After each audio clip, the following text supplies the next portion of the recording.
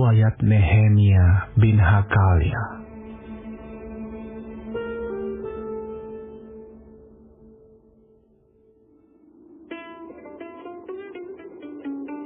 Pada bulan Kisleu, tahun ke-20, ketika aku ada di Puri Susan, datanglah Hanani, salah seorang dari saudara-saudaraku, dengan beberapa orang dari Yehuda. Aku menanyakan mereka tentang orang-orang Yahudi yang terluput, yang terhindar dari penawanan, dan tentang Yerusalem. Kata mereka kepadaku, orang-orang yang masih tinggal di daerah sana, yang terhindar dari penawanan, ada dalam kesukaran besar dan dalam keadaan tercela. Tembok Yerusalem telah terbongkar dan pintu-pintu gerbangnya telah terbakar.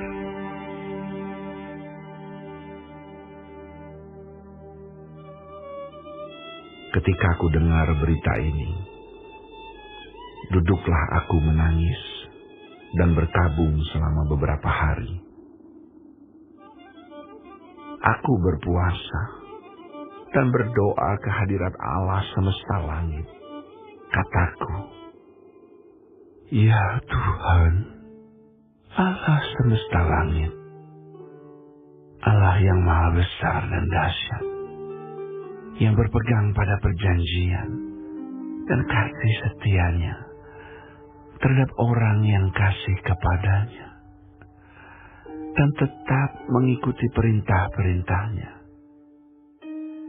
Berilah telingamu dan bukalah matamu dan dengarkanlah doa hambamu yang sekarang kupanjatkan ke hadiratmu siang dan malam bagi orang Israel, hamba-hambamu itu,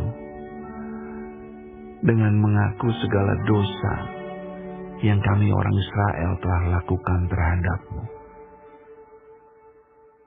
Juga aku dan kaum keluargaku telah berbuat dosa. Kami telah sangat bersalah terhadapmu dan tidak mengikuti perintah-perintah, ketetapan-ketetapan, dan peraturan-peraturan yang telah kau perintahkan kepada Musa, hambamu itu. Ingatlah akan firman yang kau pesan kepada Musa, hambamu itu, yakni bila kamu berubah setia, kamu akan kucerai-beraikan di antara bangsa-bangsa. Tetapi bila kamu berbalik kepadaku dan tetap mengikuti perintah-perintahku serta melakukannya, maka sekalipun orang-orang buanganmu ada di ujung langit, akan kukumpulkan mereka kembali dan kubawa ke tempat yang telah kupilih untuk membuat namaku diam di sana. Bukankah mereka ini hamba-hambamu dan umatmu yang telah kau bebaskan dengan kekuatanmu yang besar dan dengan tanganmu yang kuat? Ya Tuhan, berilah telinga kepada doa hambamu ini dan kepada doa hamba-hambamu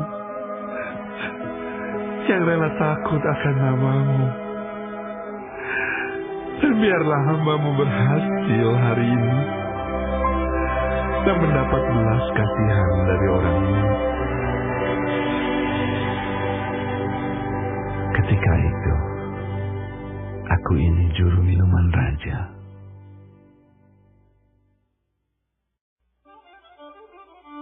Pada bulan Nisan, tahun ke-20, pemerintahan Raja Artasasta, ketika menjadi tugasku untuk menyediakan anggur, aku mengangkat anggur dan menyampaikannya kepada raja.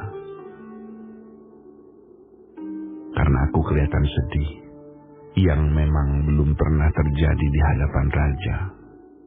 Bertanyalah ia kepadaku, "Mengapa mukamu muram, walaupun engkau tidak sakit? Engkau tentu sedih hati." Lalu aku menjadi sangat takut. Jawabku kepada raja, "Hiduplah raja untuk selamanya. Bagaimana mukaku tidak akan muram kalau kota, tempat pekuburan nenek moyangku, telah menjadi reruntuhan dan pintu-pintu gerbangnya habis dimakan api." Lalu kata raja kepadaku, "Jadi, apa yang kau inginkan?" Maka aku berdoa kepada Allah semesta langit. Kemudian jawabku kepada raja, "Jika raja menganggap baik dan berkenan kepada hamba-Mu ini, utuslah aku ke Yehuda, ke kota pekuburan nenek moyangku, supaya aku membangunnya kembali." Lalu bertanyalah raja kepadaku, sedang permaisuri duduk di sampingnya, "Berapa lama engkau dalam perjalanan? Dan bilakah engkau kembali?" Dan raja berkenan mengutus aku, sesudah aku menyebut suatu jangka waktu kepadanya. Berkatalah aku kepada raja, "Jika raja menganggap baik, berikanlah aku surat-surat bagi bupati-bupati di daerah seberang sungai Efrat, supaya mereka memperbolehkan aku lalu sampai aku tiba di Yehuda. Pula sepucuk surat bagi Asaf, pengawas taman raja, supaya dia memberikan aku kayu untuk memasang balok-balok pada pintu-pintu gerbang di benteng bait suci, untuk tembok kota, dan untuk rumah yang akan kudiami." Dan raja mengabulkan permintaanku itu, karena tangan Allahku yang murah melindungi aku. Maka datanglah aku kepada bupati-bupati di daerah seberang sungai Efrat, dan menyerahkan kepada mereka surat-surat raja. Dan raja menyuruh panglima-panglima perang dan orang-orang berkuda menyertai aku. Ketika Sanbalat, orang Horon, dan Tobia, orang Amon, pelayan itu, mendengar hal itu, mereka sangat kesal karena ada orang yang datang mengusahakan kesejahteraan orang Israel. Maka tibalah aku di Yerusalem. Sesudah 3 hari aku di sana, bangunlah aku pada malam hari bersama-sama beberapa orang saja yang menyertai aku. Aku tidak beritahukan kepada siapapun rencana yang akan kulakukan untuk Yerusalem, yang diberikan Allahku dalam hatiku. Juga tak ada lain binatang kepadaku, kecuali yang kutunggangi. Demikian pada malam hari, aku keluar melalui pintu gerbang lebak, ke jurusan mata air ular naga, dan pintu gerbang sampah. Aku menyelidiki dengan seksama tembok-tembok Yerusalem yang telah terbongkar, dan pintu-pintu gerbangnya yang habis dimakan api. Lalu aku meneruskan perjalananku ke pintu gerbang mata air dan ke kolam raja. Karena binatang yang kutunggangi tidak dapat lalu di tempat itu, aku naik ke atas melalui wadi pada malam hari dan menyelidiki dengan seksama tembok itu. Kemudian aku kembali, lalu masuk melalui pintu gerbang lebak. Demikianlah aku pulang. Para penguasa tidak tahu kemana aku telah pergi dan apa yang telah kulakukan. karena sampai kini aku belum memberitahukan apa-apa kepada orang Yahudi, baik kepada para imam maupun kepada para pemuka, kepada para penguasa dan para petugas lainnya. Berkatalah aku kepada mereka, kamu lihat kemalangan yang kita alami, yakni Yerusalem telah menjadi reruntuhan dan pintu-pintu gerbangnya telah terbakar. Mari kita bangun kembali tembok Yerusalem, supaya kita tidak lagi dicela. Ketika ku beritahukan kepada mereka betapa murahnya tangan Allahku yang melindungi aku, dan juga apa yang dikatakan Raja kepadaku, berkatalah mereka, kami siap untuk membangun. Dan dengan sekuat tenaga mereka mulai melakukan pekerjaan yang baik itu. Ketika Sanbalat orang Horon dan Tobia orang Amon pelayan itu, dan Geshem orang Arab mendengar itu, mereka mengolok-olokkan dan menghina kami. Kata mereka, apa yang kamu lakukan itu? Apa kamu memberontak terhadap raja? Aku menjawab mereka, kataku, Allah semesta langit, dialah yang membuat kami berhasil.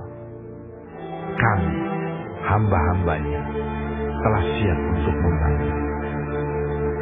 Tetapi kamu tak punya bagian atau hak dan tidak akan diingat di Yerusalem.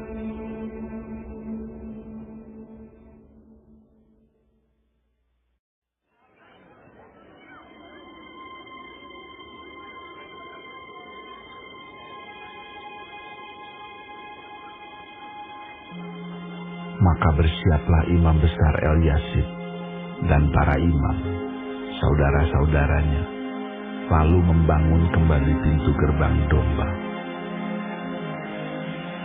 Mereka mentahbiskannya dan memasang pintu-pintunya. Mereka mentahbiskannya sampai menara Mea, menara Hananeel. Berdekatan dengan mereka, orang-orang Yeriko membangun. Dan berdekatan dengan orang-orang itu, Zakur bin Imri.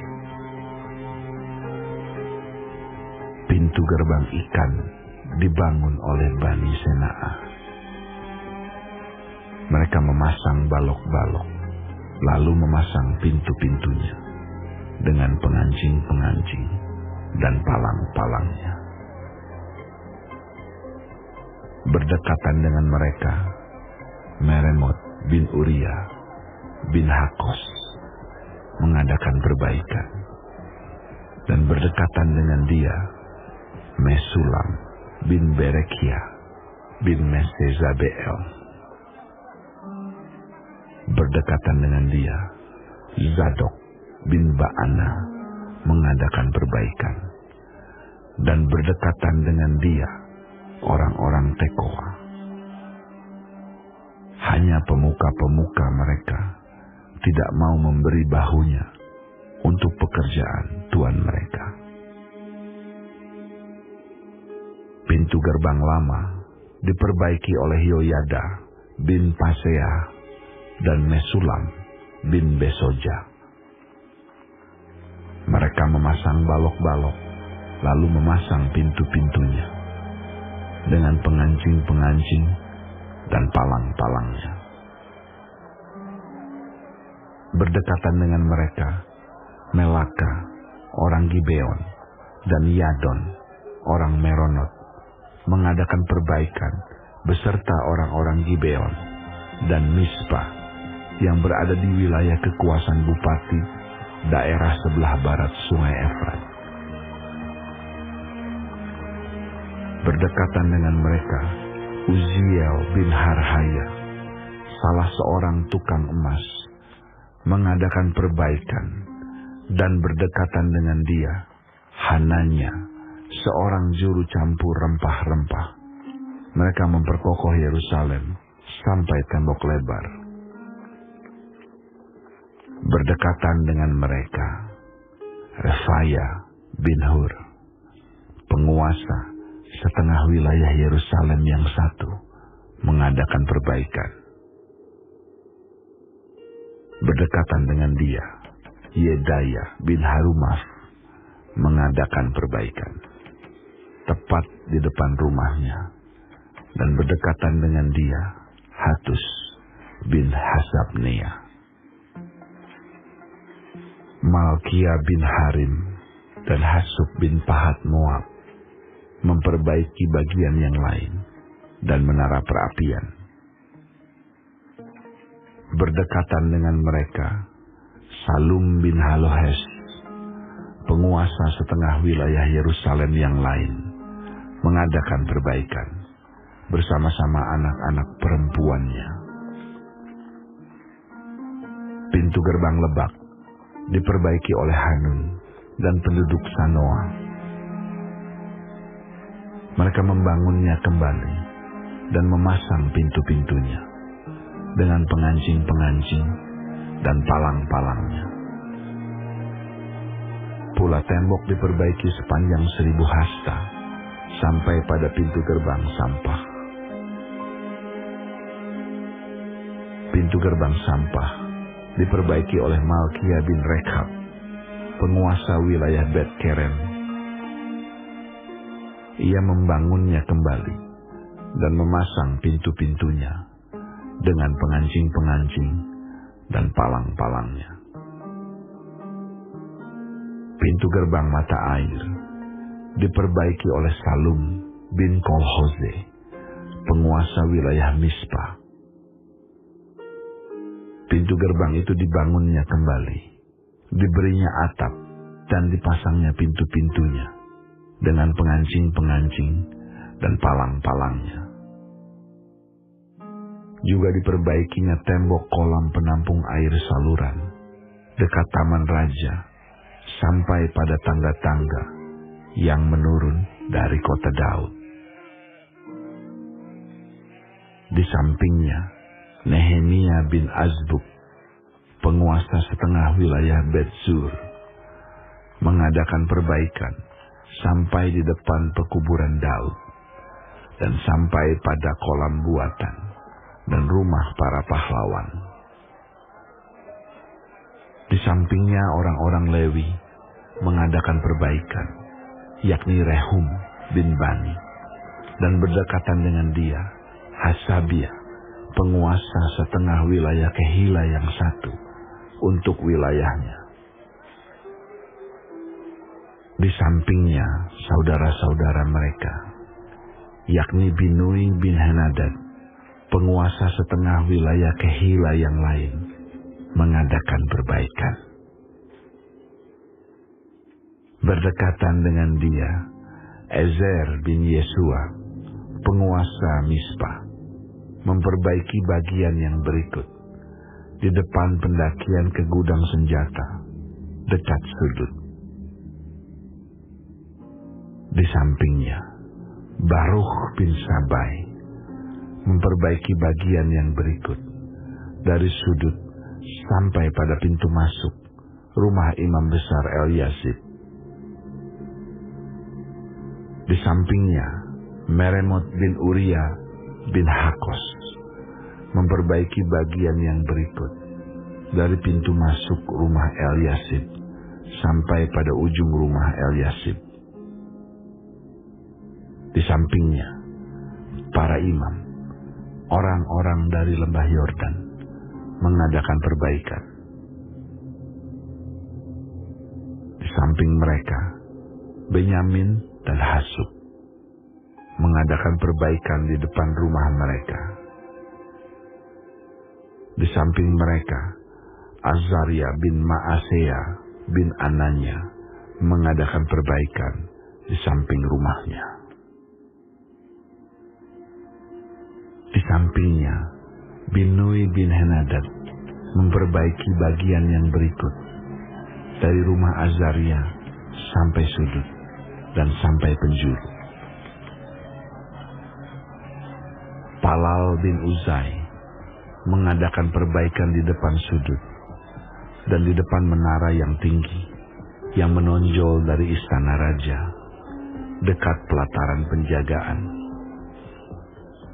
Di sampingnya, Pedaya bin Paros mengadakan perbaikan sampai di depan pintu gerbang air di sebelah timur dan di depan menara yang menonjol. Adapun para budak di Bait Allah tinggal di Ofel. Di samping Pedaya, orang-orang Tekoa memperbaiki bagian yang berikut. Dari depan menara besar yang menonjol itu sampai tembok Ofel. Mulai dari pintu gerbang kuda, para imam mengadakan perbaikan, masing-masing di depan rumahnya. Di samping mereka, Zadok bin Iner mengadakan perbaikan di depan rumahnya. Di sampingnya, Semaya bin Sekanya, penjaga pintu gerbang timur. Di sampingnya, Hananya bin Selemia dan Hanun anak Zalaf yang keenam memperbaiki bagian yang berikut. Di samping mereka, Mesulam bin Berekia mengadakan perbaikan di depan biliknya. Di sampingnya, Malkia, seorang tukang emas, mengadakan perbaikan sampai pada rumah para budak di Bait Allah dan para pedagang di depan pintu gerbang pendaftaran dan sampai pada kamar atas di penjuru. Lalu, antara kamar atas di penjuru dan pintu gerbang domba, para tukang emas dan para pedagang mengadakan perbaikan.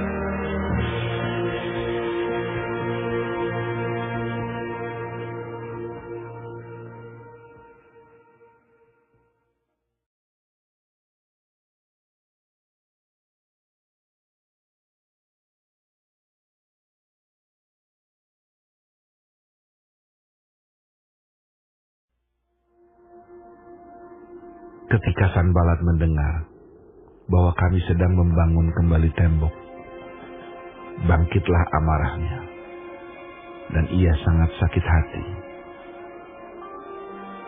Ia mengolok-olokkan orang Yahudi dan berkata di hadapan saudara-saudaranya dan tentara Samaria, Apa gerangan yang dilakukan orang-orang Yahudi yang lemah ini? Apakah mereka memperkokoh sesuatu? Apakah mereka hendak membawa persembahan? Apakah mereka akan selesai dalam sehari? Apakah mereka akan menghidupkan kembali batu-batu dari timbunan puing yang sudah terbakar habis seperti ini? Berkatalah Tobi, orang Amun itu, yang ada di dekatnya. Sekalipun mereka membangun kembali, kalau seekor anjing hutan meloncat dan menyentuhnya, robohlah tembok batu mereka. Ialah kami. Dengarlah bagaimana kami dihina. Balikanlah cercaan mereka menimpa kepala mereka sendiri. Dan serahkanlah mereka menjadi jarahan di tanah tempat tawanan. Jangan kau tutupi kesalahan mereka, dan dosa mereka jangan kau hapus dari hadapanmu. Karena mereka menyakiti hatimu dengan sikap mereka terhadap orang-orang yang sedang membangun. Tetapi kami terus membangun tembok sampai setengah tinggi dan sampai ujung-ujungnya bertemu, karena seluruh bangsa bekerja dengan segenap hati. Ketika Sanbalat dan Tobia serta orang Arab dan orang Amon dan orang Asdod mendengar bahwa pekerjaan perbaikan tembok Yerusalem maju dan bahwa lubang-lubang tembok mulai tertutup, maka sangat marahlah mereka. Mereka semua mengadakan persepakatan bersama untuk memerangi Yerusalem dan mengadakan kekacauan di sana. Tetapi kami berdoa kepada Allah kami dan mengadakan penjagaan terhadap mereka siang dan malam karena sikap mereka. Berkatalah orang Yehuda, kekuatan para pengangkat sudah merosot dan puing masih sangat banyak. Tak sanggup kami membangun kembali tembok ini. Tetapi lawan-lawan kami berpikir, mereka tidak akan tahu dan tidak akan melihat apa-apa sampai kita ada di antara mereka, membunuh mereka dan menghentikan pekerjaan itu. Ketika orang-orang Yahudi yang tinggal dekat mereka sudah 10 kali datang memperingatkan kami, mereka akan menyerang kita dari segala tempat tinggal mereka. Maka aku tempatkan rakyat menurut kaum keluarganya dengan pedang, tombak, dan panah di bagian-bagian yang paling rendah dari tempat itu, di belakang tembok, di tempat-tempat yang terbuka. Kuamati semuanya, lalu bangun berdiri dan berkata kepada para pemuka dan para penguasa dan kepada orang-orang yang lain, jangan kamu takut terhadap mereka. Ingatlah kepada Tuhan yang maha besar dan dahsyat, dan berperanglah untuk saudara-saudaramu, untuk anak-anak lelaki dan anak-anak perempuanmu, untuk istrimu dan rumahmu. Ketika didengar musuh kami bahwa rencana mereka sudah kami ketahui dan bahwa Allah telah menggagalkannya, maka dapatlah kami semua kembali ke tembok, masing-masing ke pekerjaannya. Sejak hari itu, sebagian daripada anak buahku melakukan pekerjaan, dan sebagian yang lain memegang tombak, perisai, dan panah, dan mengenakan baju sirah. Sedang para pemimpin berdiri di belakang segenap kaum Yehuda yang membangun di tembok. Orang-orang yang memikul dan mengangkut melakukan pekerjaannya dengan satu tangan, dan dengan tangan yang lain mereka memegang senjata. Setiap orang yang membangun bekerja dengan berikatkan pedang pada pinggangnya, dan di sampingku berdiri peniup sangkakala. Berkatalah aku kepada para pemuka dan para penguasa dan kepada orang-orang yang lain, pekerjaan ini besar dan luas, dan kita terpencar pada tembok yang satu jauh daripada yang lain. Dan kalau kamu mendengar bunyi sangkakala di suatu tempat, berkumpullah ke sana mendapatkan kami. Allah kita akan berperang bagi kita. Demikianlah kami melakukan pekerjaan itu. Sedang sebagian daripada orang-orang memegang tombak dari merekahnya fajar sampai terbitnya bintang-bintang. Pada waktu itu juga aku berikan perintah kepada rakyat. Setiap orang dengan anak buahnya harus bermalam di Yerusalem, supaya mereka mengadakan penjagaan bagi kami pada malam hari, dan melakukan pekerjaannya pada siang hari. Demikianlah aku sendiri, saudara-saudaraku, anak buahku, dan para penjaga yang mengikut aku. Kami semua tidak sempat menanggalkan pakaian kami. Setiap orang memegang senjata dengan tangan kanan.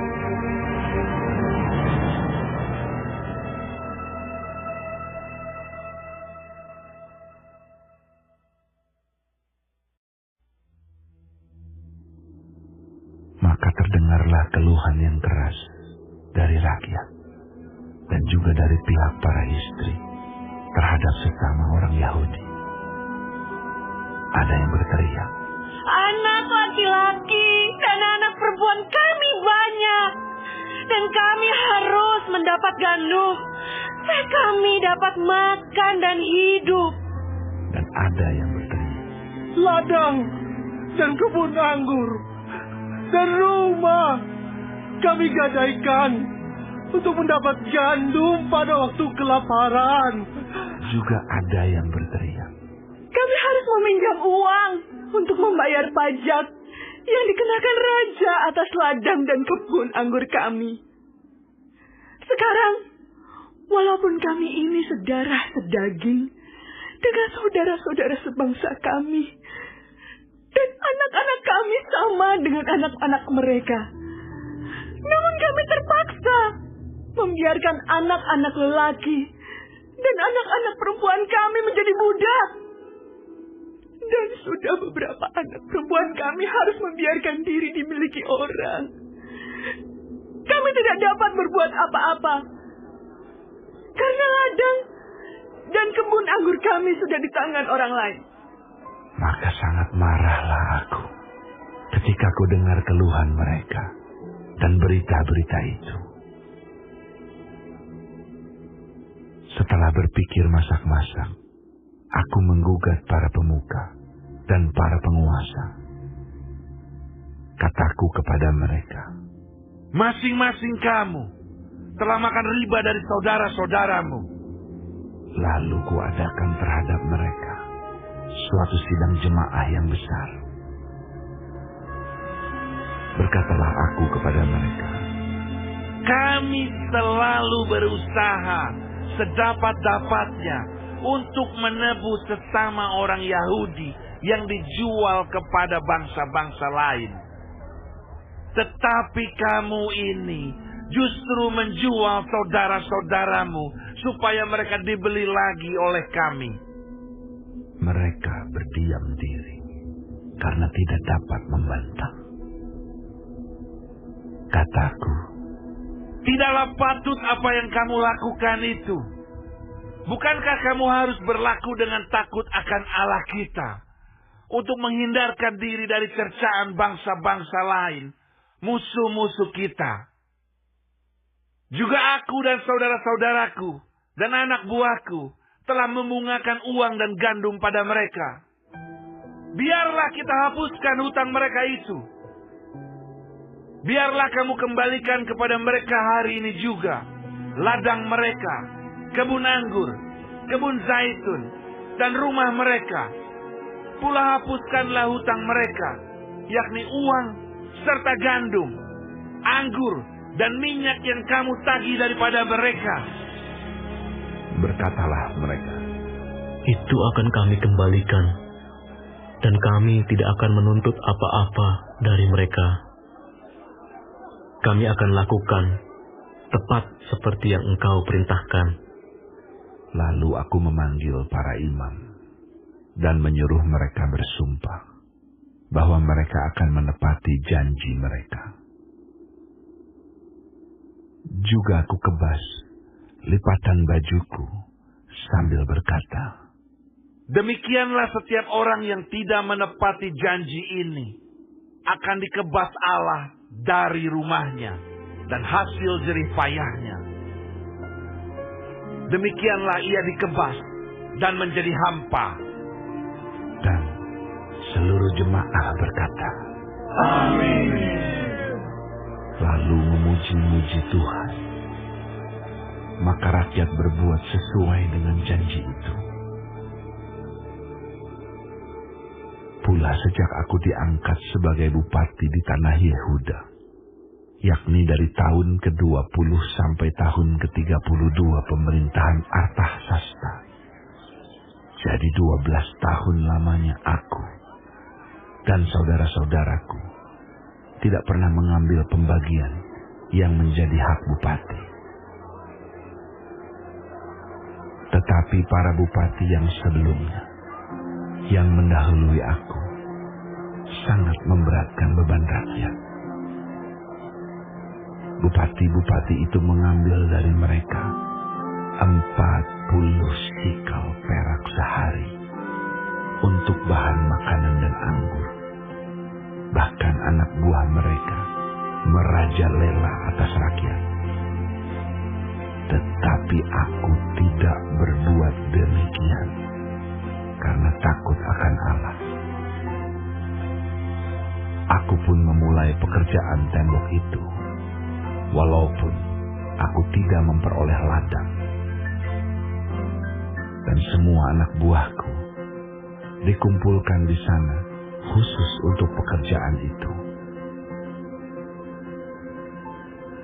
Duduk pada mejaku orang-orang Yahudi dan para penguasa, 150 orang.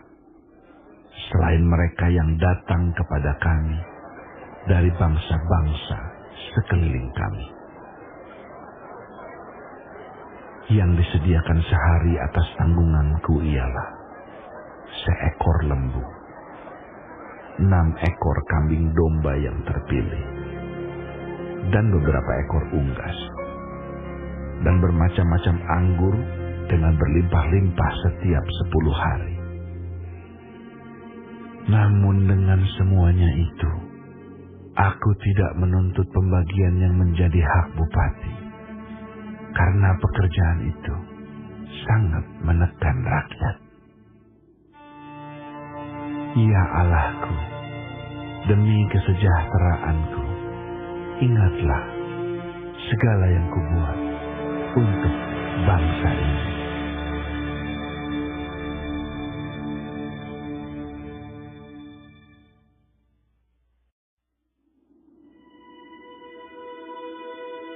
Ketika Sanbalat dan Tobia dan Geshem, orang Arab itu, dan musuh-musuh kami yang lain mendengar bahwa aku telah selesai membangun kembali tembok, sehingga tidak ada lagi lubang.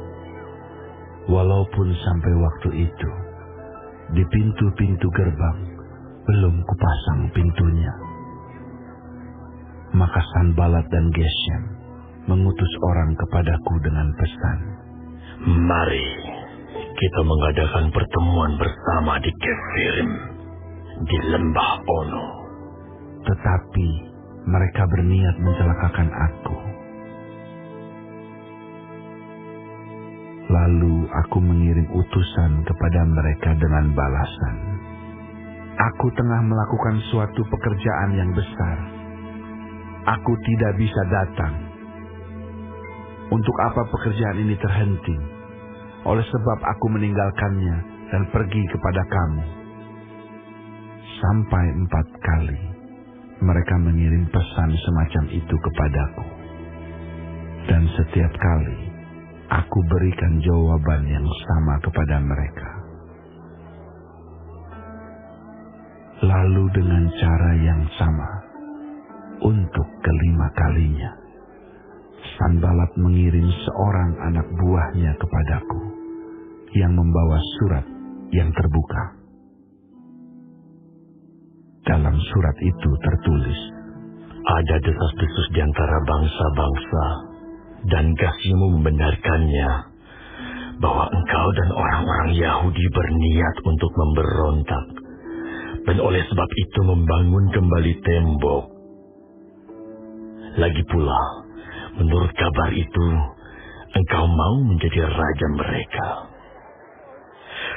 Bahkan engkau telah menunjuk nabi-nabi yang harus memberitakan tentang dirimu di Yerusalem. Demikian, ada seorang raja di Yehuda. Sekarang, berita seperti itu akan didengar raja. Oleh sebab itu, mari kita sama-sama berunding." Tetapi aku mengirim orang kepadanya dengan balasan, "Hal seperti yang kau sebut itu tidak pernah ada. Itu isapan jempolmu belaka. Karena mereka semua mau menakut-nakutkan kami. Pikirnya, mereka akan membiarkan pekerjaan itu sehingga tak dapat diselesaikan." Tetapi aku justru berusaha sekuat tenaga. Ketika aku pergi ke rumah Semaya bin Delaya bin Mehetabeel, sebab ia berhalangan datang. Berkatalah ia, biarlah kita bertemu di rumah Allah, di dalam bait suci, dan mengunci pintu-pintunya. Karena ada orang yang mau datang membunuh engkau. Ya, malam ini mereka mau datang membunuh engkau. Tetapi kataku, orang manakah seperti aku ini yang akan melarikan diri? Orang manakah seperti aku ini dapat memasuki bait suci dan tinggal hidup? Aku tidak pergi, karena aku ketahui benar bahwa Allah tidak mengutus dia. Ia mengucapkan nubuat itu terhadap aku, karena disuap Tobia dan Sanbalat. Untuk ini ia disuap, supaya aku menjadi takut, lalu berbuat demikian, sehingga aku berdosa. Dengan demikian mereka mempunyai kesempatan untuk membusukkan namaku, sehingga dapat mencela aku. Ya Allahku, ingatlah bagaimana Tobia dan Sanbalat masing-masing telah bertindak. Pun tindakan Nabiah Noaja dan nabi-nabi yang lain yang mau menakut-nakutkan aku.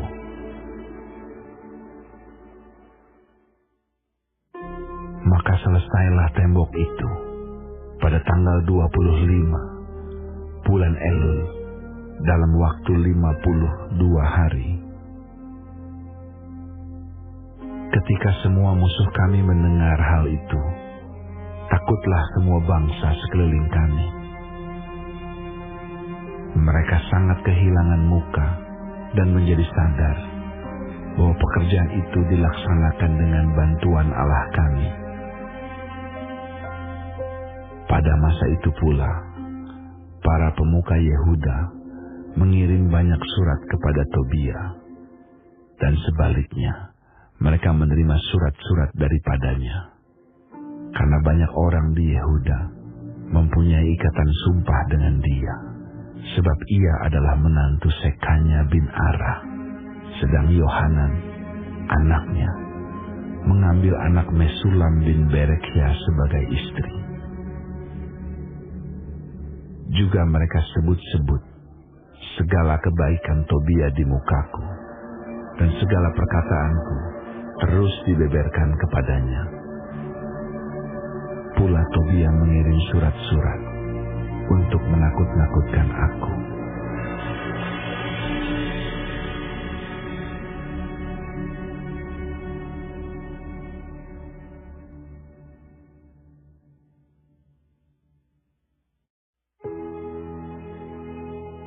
Setelah tembok selesai dibangun, aku memasang pintu-pintu. Lalu diangkatlah penunggu-penunggu pintu gerbang, para penyanyi, dan orang-orang Lewi. Pengawasan atas Yerusalem aku serahkan kepada Hanani, saudaraku, dan kepada Hananya, panglima benteng. Karena dia seorang yang dapat dipercaya dan yang takut akan Allah lebih daripada orang-orang lain. Berkatalah aku kepada mereka, pintu-pintu gerbang Yerusalem jangan dibuka sampai matahari panas terik, dan pintu-pintunya harus ditutup dan dipalangi, sementara orang masih bertugas di tempatnya. Tempatkanlah penjaga-penjaga dari antara penduduk Yerusalem, masing-masing pada tempat-tempat penjagaan dan di depan rumahnya. Adapun kota itu luas dan besar, tetapi penduduknya sedikit, dan rumah-rumah belum dibangun. Maka Allahku memberikan dalam hatiku rencana untuk mengumpulkan para pemuka, para penguasa dan rakyat, supaya mereka dicatat dalam silsilah. Lalu kudapati daftar silsilah orang-orang yang lebih dahulu berangkat pulang. Dalam daftar itu, kudapati tertulis,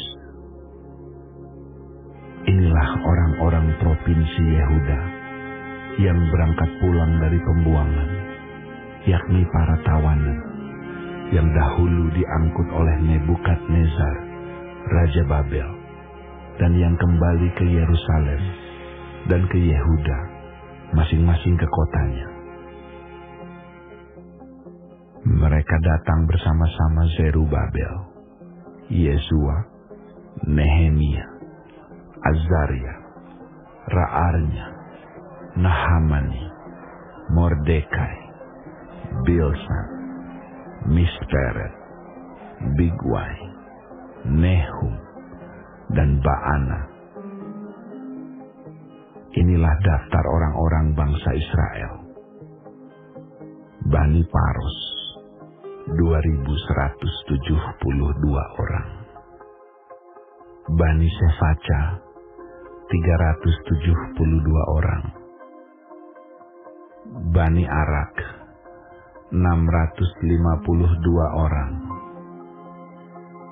Bani Pahat Moab, yakni Bani Yesua dan Yoab, 2.818 orang. Bani Elam, 1.254 orang. Bani Zatu, 845 orang. Bani Zakai, 760 orang. Bani Binui, 648 orang. Bani Bebai, 628 orang. Bani Asgad, 2.322 orang. Bani Adonikam, 667 orang. Bani Bigwai, 2.067 orang. Bani Adin, 655 orang.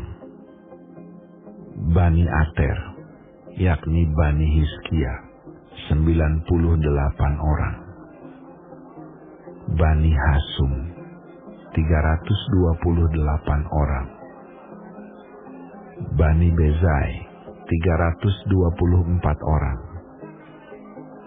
Bani Harif, 112 orang. Bani Gibeon, 95 orang. Orang-orang Betlehem dan Netofa, 188 orang. Orang-orang Anatot, 128 orang. Orang-orang Bet Azmawet, 42 orang. Orang-orang Kiryat Yarim, Kefira, dan Beerot, 743 orang. Orang-orang Rama dan Gaba, 621 orang. Orang-orang Mikmas, 122 orang. Orang-orang Betel dan Ai, 123 orang. Orang-orang dari Nebo yang lain, 52 orang. Bani Elam, yakni Elam yang lain, 1.254 orang. Bani Harim, 320 orang. Orang-orang Yeriko, 345 orang. Orang-orang Lot, Hadid, dan Ono, 721 orang. Bani Senaa, 3.930 orang. Inilah para imam, Bani Yedaya, yakni kaum keluarga Yesua, 973 orang. Bani Imer, 1.052 orang. Bani Pasyur, 1.247 orang. Bani Harim, 1.017 orang. Inilah orang-orang Lewi, Bani Yesua, yakni Bani Kadmiel dan Bani Hodewa, 74 orang. Inilah para penyanyi. Bani Asaf, 148 orang. Inilah para penunggu pintu gerbang. Bani Salum, Bani Ater, Bani Talmon, Bani Akub, Bani Hatita, Bani Sobai, 138 orang. Inilah para budak di bait Allah. Bani Ziha, Bani Hasufa, Bani Tabaot, Bani Keros, Bani Sia, Bani Padon, Bani Lebana, Bani Hagaba, Bani Salmai, Bani Hanan, Bani Gidel, Bani Gahar, Bani Reaya, Bani Rezin, Bani Nekoda, Bani Gazam, Bani Uza, Bani Paseah, Bani Besai, Bani Meunim, Bani Nefusim, Bani Bakbuk, Bani Hakufa, Bani Harhur, Bani Bazlit, Bani Mehida, Bani Harsa, Bani Barkos, Bani Sisera, Bani Tema, Bani Nezia, Bani Hatifa. Inilah keturunan para hamba Salomo, Bani Sotai, Bani Soferet, Bani Perida, Bani Ya'ala, Bani Darkon, Bani Gidel,